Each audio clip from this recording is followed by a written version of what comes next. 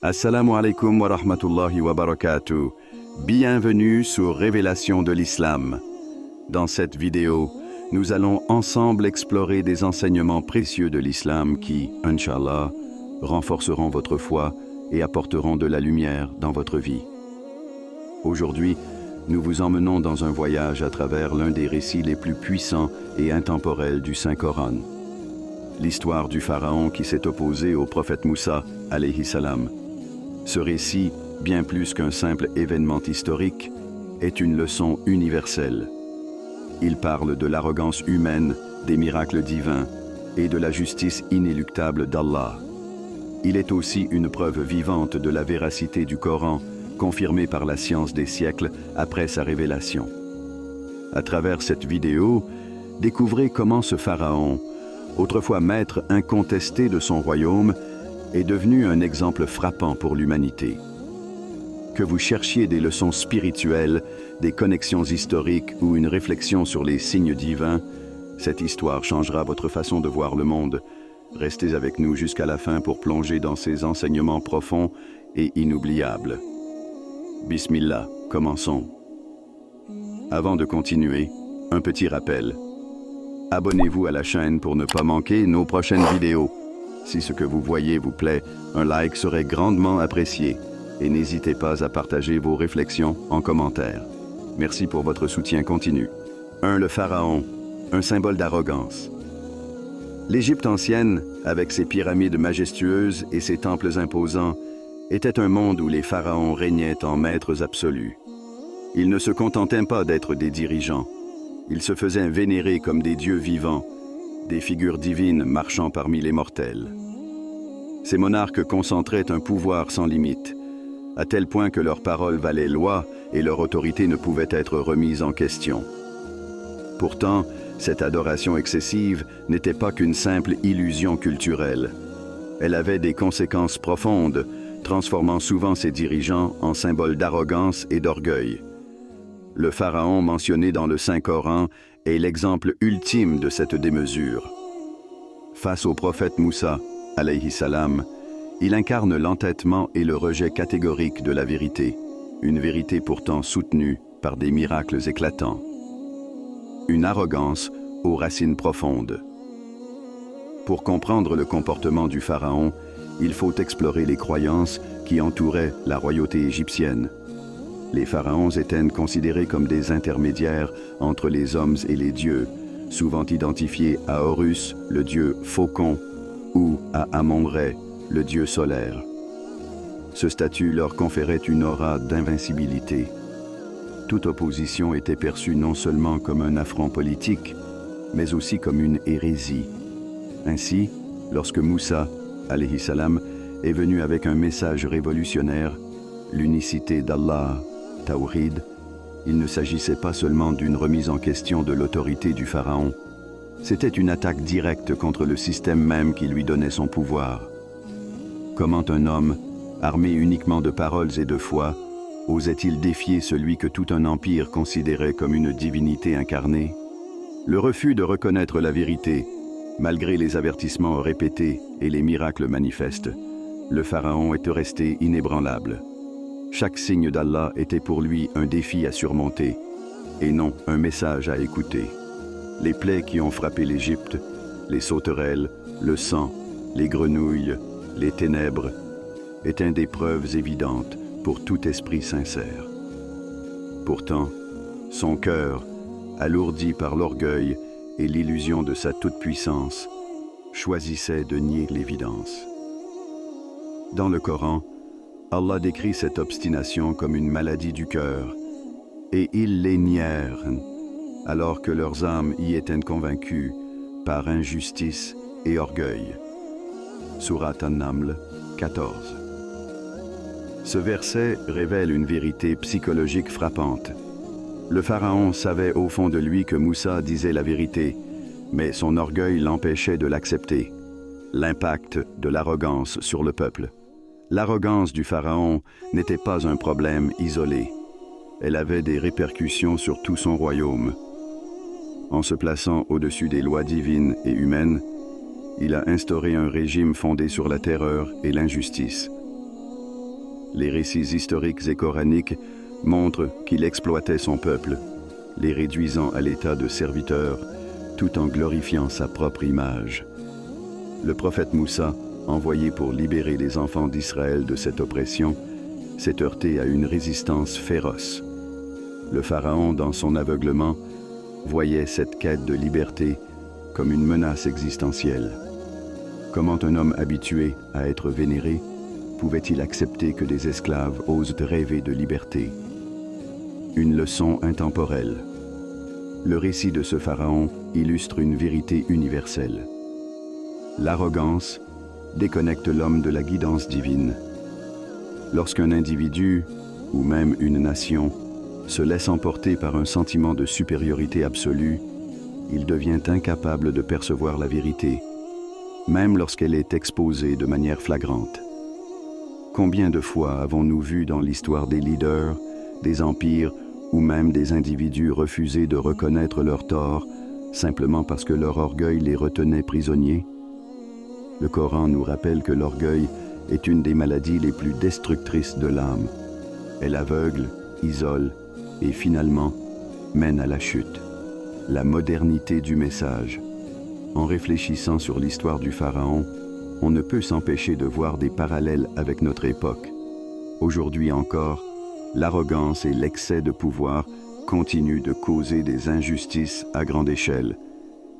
Que ce soit à travers des dirigeants, des institutions ou même dans nos interactions personnelles, l'orgueil reste une barrière à la paix et à la vérité. Le Pharaon n'est pas seulement un personnage historique, il est un miroir dans lequel nous pouvons tous voir un reflet de nos propres luttes intérieures. Sommes-nous prêts à reconnaître nos erreurs et à écouter les vérités qui nous dérangent? Ou choisissons-nous, comme lui, de nous enfermer dans une spirale de déni? Dites dans la section de commentaires, Allah est grand. 2. Le miracle de la mer Rouge. La nuit est sombre et l'atmosphère lourde d'angoisse. Moussa, alayhi salam, se tient à la tête d'un peuple en fuite, fuyant l'oppression brutale du Pharaon. Derrière eux, les clameurs de l'armée égyptienne se rapprochent. Le bruit des chars, des sabots de chevaux frappant le sol et des cris de soldats avides de vengeance. Devant eux, un obstacle apparemment infranchissable. La mer Rouge, immense et impitoyable. Les cœurs vacillent, les regards se croisent, emplis de peur. Une seule question hante les esprits des enfants d'Israël. Où est notre salut?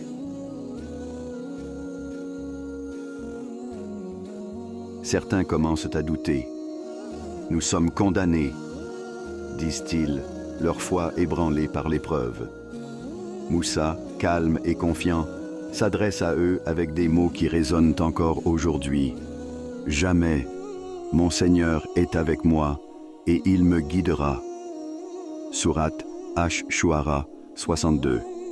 Sa certitude est inébranlable, car il sait qu'Allah n'abandonne jamais ses serviteurs. Un acte de foi avant un miracle spectaculaire. C'est alors qu'Allah révèle sa puissance. Par un ordre divin, Moussa frappe la mer avec son bâton. Ce geste, simple en apparence, déclenche un spectacle inouï. Sous les yeux ébahis du peuple, la mer se fend en deux, créant un chemin sec bordé de gigantesques murs d'eau. Ce miracle est bien plus qu'un simple phénomène naturel. Il représente une réponse directe à l'arrogance du Pharaon, un rappel que la puissance d'Allah dépasse de loin celle de n'importe quel homme, même celui qui se prend pour une divinité. Le peuple de Moussa avance, d'abord hésitant, puis de plus en plus confiant. Chaque pas sur ce chemin est un acte de foi, un rappel que la confiance en Allah ouvre des voies que l'homme seul ne peut imaginer. Le piège du pouvoir et de l'aveuglement. Pendant ce temps, le Pharaon et son armée arrivent à leur tour, mais plutôt que de s'arrêter pour réfléchir à la grandeur de ce qu'ils viennent de voir, ils s'élancent dans le passage ouvert par la mer. Ce moment est crucial. L'orgueil du Pharaon est si profond qu'il ne voit pas le miracle comme un avertissement, mais comme une opportunité d'écraser définitivement ses ennemis. Aveuglé par son désir de vengeance, il ordonne à ses soldats de poursuivre. Le vacarme des chars s'intensifie, les roues des véhicules s'enfonçant dans la boue formée par l'eau retirée. Mais l'armée du Pharaon ignore qu'elle marche droit vers sa perte. Le châtiment divin. Lorsque les enfants d'Israël atteignent l'autre rive, le dernier d'entre eux à peine sorti du passage, Allah ordonne aux eaux de reprendre leur place. Les murs d'eau, immobiles jusqu'alors, se referment soudain avec une force écrasante. Le Pharaon, submergé par les vagues, réalise l'ampleur de son erreur.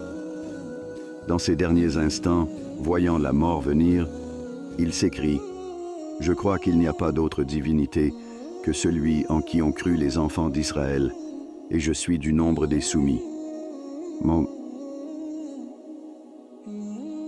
Sourate Yunus 90.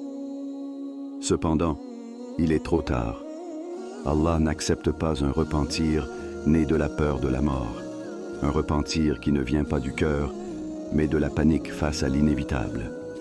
Pharaon avait des années pour reconnaître les signes divins, mais il avait choisi de les ignorer. Un enseignement universel. Ce miracle ne se limite pas à un épisode historique.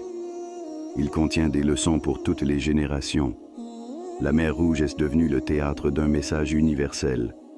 La foi sincère triomphe toujours. Les enfants d'Israël ont été sauvés parce qu'ils ont fait preuve de patience et de confiance, même lorsque la situation semblait désespérée. L'orgueil mène à la destruction. Le Pharaon, qui se croyait invincible, a découvert trop tard que toute puissance terrestre est insignifiante face à celle d'Allah. Les miracles d'Allah sont une source de guidance.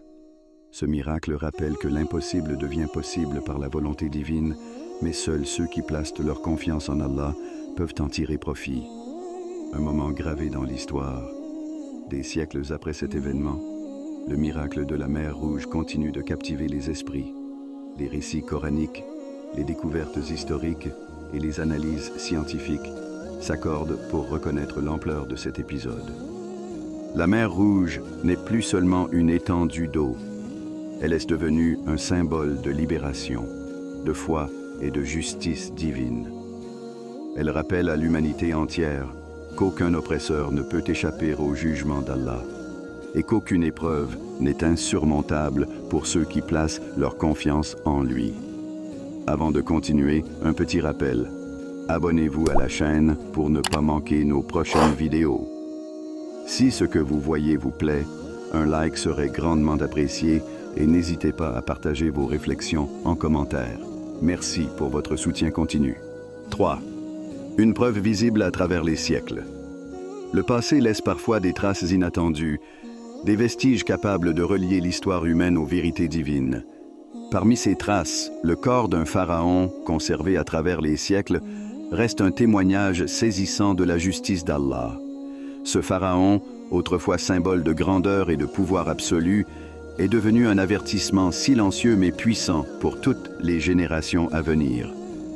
Lorsque l'on contemple la momie de cet ancien roi égyptien, on est frappé par la précision des paroles coraniques révélées plus de 1400 ans avant que ce corps ne soit exhumé. Allah dit dans le Coran, « Aujourd'hui, nous allons épargner ton corps, afin que tu sois un signe pour ceux qui viendront après toi. » Sourate Yunus 92. Ce verset, simple mais lourd de signification, a pris tout son sens lorsque la science moderne a exploré les détails fascinants entourant la préservation de cette momie. La découverte d'un pharaon hors du commun. C'est dans la vallée des rois, ce lieu emblématique de l'Égypte antique, que des chercheurs ont découvert les restes de Meremta, fils de Ramsès II. Identifié par certains comme le pharaon du récit coranique, ce corps repose dans un état de conservation remarquable, malgré le passage de milliers d'années. L'analyse scientifique a révélé des signes intrigants qui correspondent étroitement au récit coranique. Traces de noyade. Les tissus de la momie montrent des anomalies caractéristiques d'un corps ayant été exposé à l'eau avant d'être rapidement récupéré. Fractures et impacts. Les chercheurs ont identifié des blessures sur le corps, probablement causées par les mouvements violents des vagues. Détérioration partielle. certains éléments du corps portent des marques de décomposition inhabituelles, témoins d'une immersion temporaire. Ces observations soulignent un paradoxe frappant.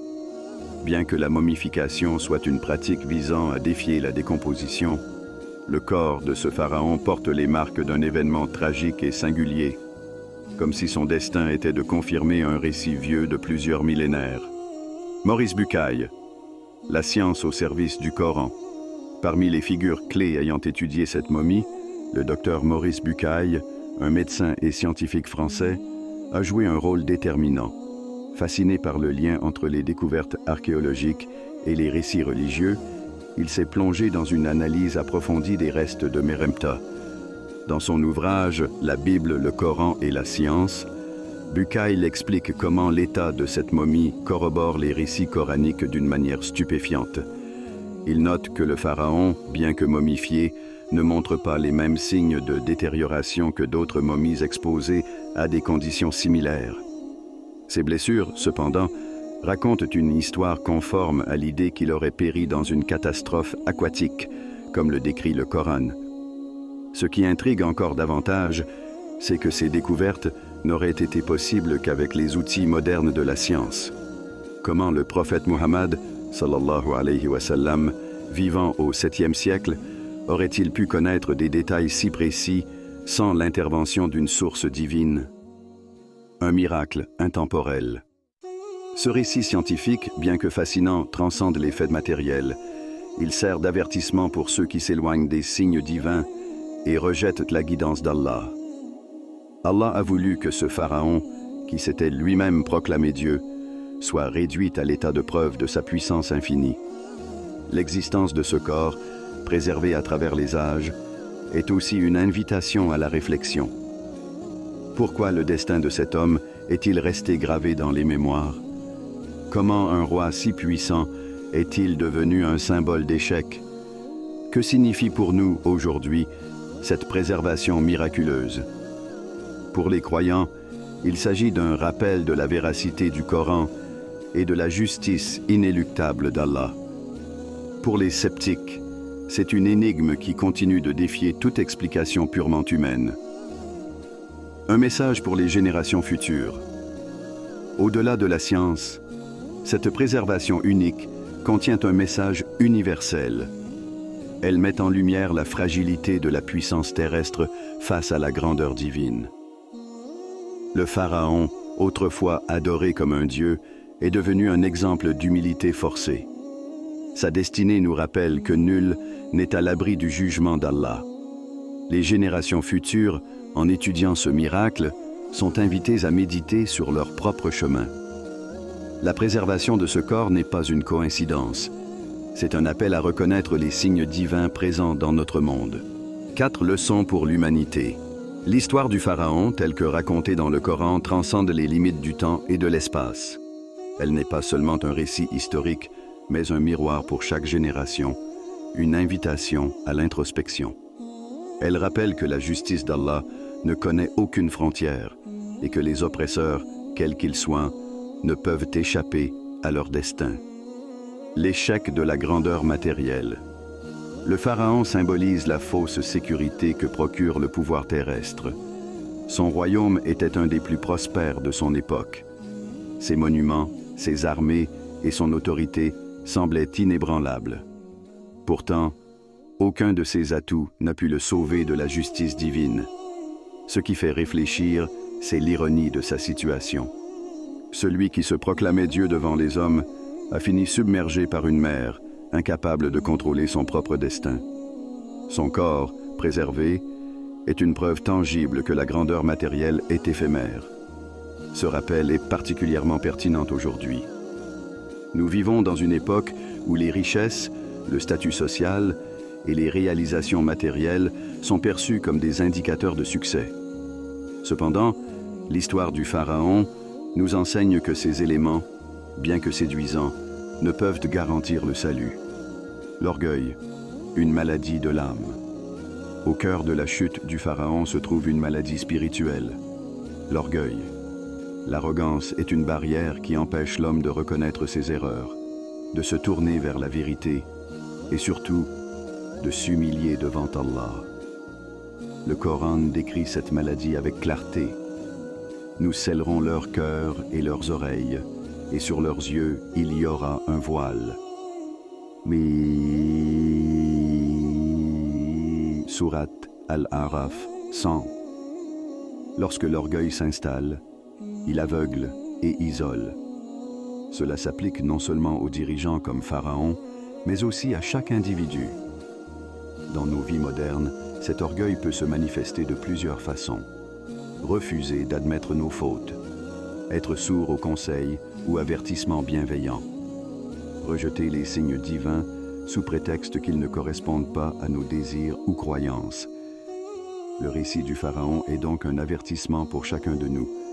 Sans humilité, nous risquons de suivre une trajectoire similaire, même à une échelle plus petite.